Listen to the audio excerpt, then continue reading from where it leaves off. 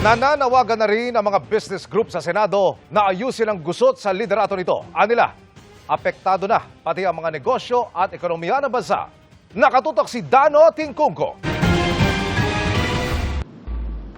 Mag-iisang buwan nang naka-impasse ang Senado sa dalawang grupong ayaw kilalanin ang liderato ng kabila. Umabot na nga sa punto ng alingas-ngas sa sahod ng mismo mga empleyado at ibang mga nagtatrabaho sa Senado. Kaya simula pa nung Mayo ay sunod-sunod na ang magkakahiwalay na panawagan ng iba't ibang business group sa bansa para sa pagbabalik ng kredibilidad ng Senado at pag-aayos ng liderato nito. Kabilang sa nananawagan ang Management Association of the Philippines. Ayon sa Pangulo nito na si Donald Lim, may epekto ang matagal na bangayan sa Senado sa mga negosyo na pwede sanang pasukin ng mga namumuhunan at sa paggastos ng mga Pilipino na makakaapekto rin sa ekonomiya. Business will invest if there is a certain level of stability and certainty and predictability. Pero if it is prolonged, then we push that back na parang hindi maganda mag-invest sa Philippines. If a consumer says it's not stable, let's hold on to our money first. Let's not spend. That's why we keep pushing na sana let's try to end a lot of what we call the political drama.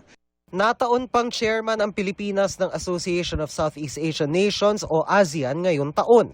In the last ASEAN where we chair, medyo ang positioning pa we're the star. Pero in this year's ASEAN, I would think a lot of discussions circled around on Vietnam being overtaking us already. We're a bit worried already because we're battling for not the last place. Simple lang naman daw ang kailangan gawin para maiwasan ito. If the Senate now is hopefully stable already, right, with whoever is the president, make up their minds. I hope that whatever is followed, they follow the rule of law, and the person that is there, okay na, let's respect that and let's move along. Nauna nang kinumpirma ng palasyo ang epekto nito sa ekonomiya, sabay sisi sa mga nananamantala umano para patagalin ito. Mga destabilizers, ito po talaga ang gusto nilang mangyari. Gumulo ang bansa para maapektuhan ang ekonomiya, at kapag naapektuhan ang ekonomiya dahil sa kagagawa nila, ibabato na naman nila ito sa Pangulo.